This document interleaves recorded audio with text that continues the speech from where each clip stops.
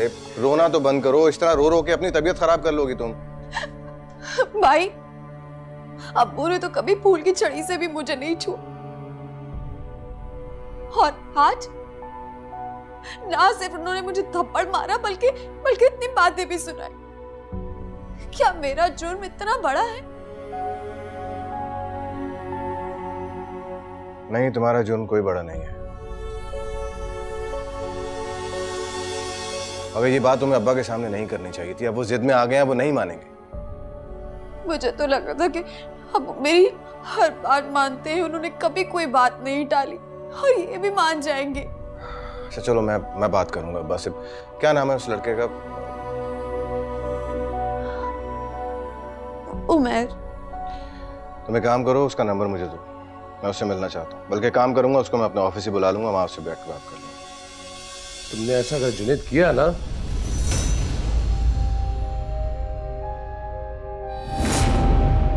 तो तुम सबको भी जान से मार दूंगा और अपने आप को भी जान से मार दूंगा, समझा?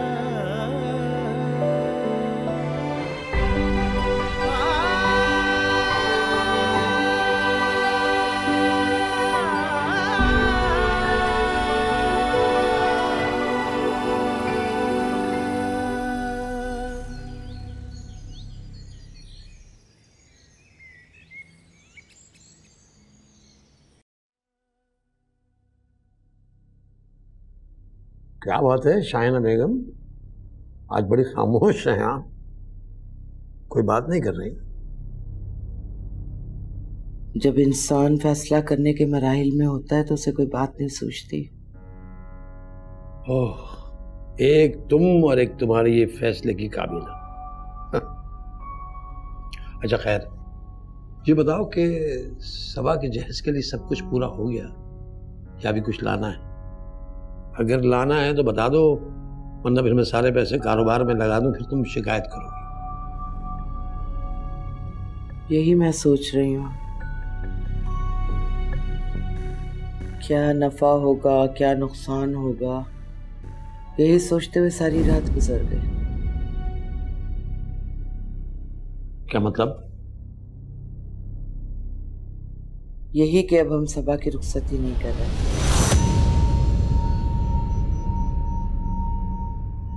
क्यों? उसे घर में बिठा के कौन सा चिल्ला करवाना है? अरे निकाह हो गया है तो फिर रुखसती में ताखीर करना मुनासिब नहीं है।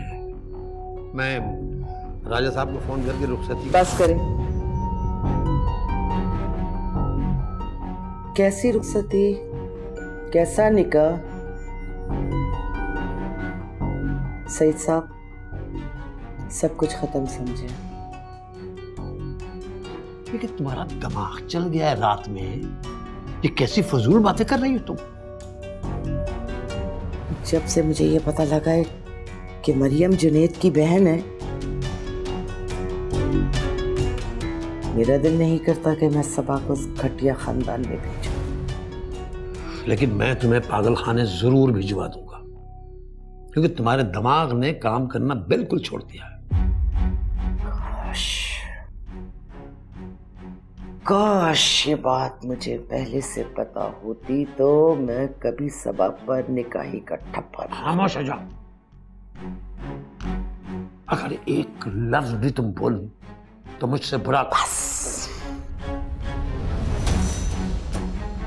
आपसे बुरा हो या आपसे अच्छा हो, मुझे इस बात से कोई फर्क नहीं पड़ता, क्योंकि मैं फैसला कर चुकी हूं मैं सबा को जुनैद से खुला दिलवा रही हूँ बस।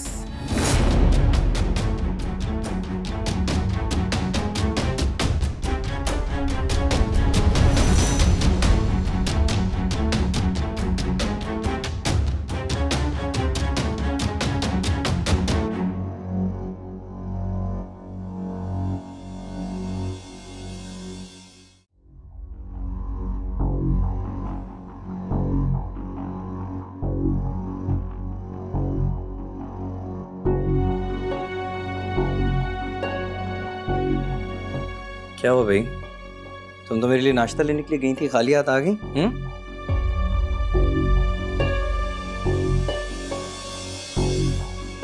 मरियम,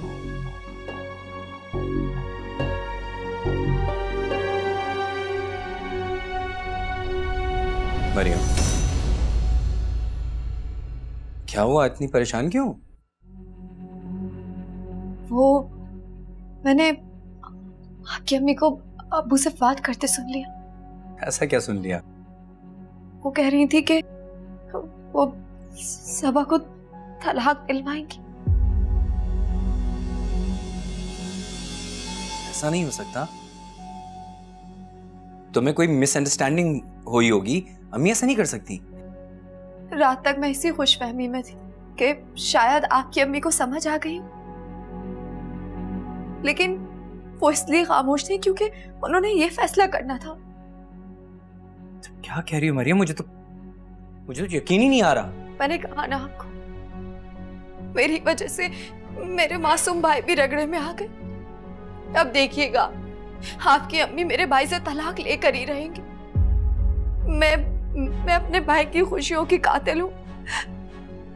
मैं बहुत बुरी हूँ। खामोश, वक्त से पहले ऐसा रिएक्ट कर रही हो, ऐसा कुछ नहीं होगा। मैं भी जाके खुद अम्मी से बात करता हूँ। आप अम्मी को मना लेंगे ना? इंशाल्लाह जरूर मना लूंगा, तुम दुआ करो, मैं उनसे बात करता हूँ।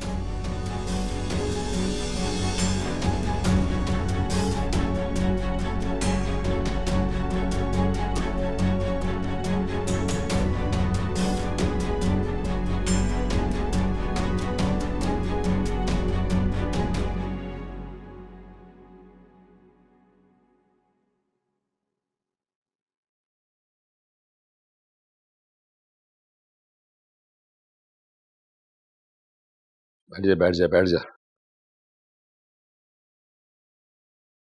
यार मैं कह रहा था कि आज ऑफिस से छुट्टी कर लो। किस खुशी में? सईद भाई की तरफ जाना है रुखसती की तारीख लेने के लिए। ये बैठे बिठाए एकदम से रुखसती की डेट का क्या चक्कर शुरू हो गया? मेरे हिसाब से पहले बहुत देर हो चुकी है। अगर मैं समझूं तो सबा की रुखसती जो है तुम्हारे निकाह के वक्त हो जानी चाहिए थी। अब आप जानते हैं उस वक्त उसकी एजुकेशन का मसला था, जो अभी वहीं का वहीं है। आपसे जो मैं कह रहा हूँ आपकी बात समझ में नहीं आ रही मौसूफ। अच्छा ठीक है, जैसे आपकी मर्जी। ये बताएं उनके घर पे मिठाई लेके जानी है, कुछ और लेकर आओ। तुम सिर्फ फिजा को जाके देखो कि वो तैयार हुई है या नहीं हुई है। मैं सईद भाई से बात करता हूँ, फिर खुद भी जाके तैयार होता हूँ। ठीक है, मैं देखता हूँ।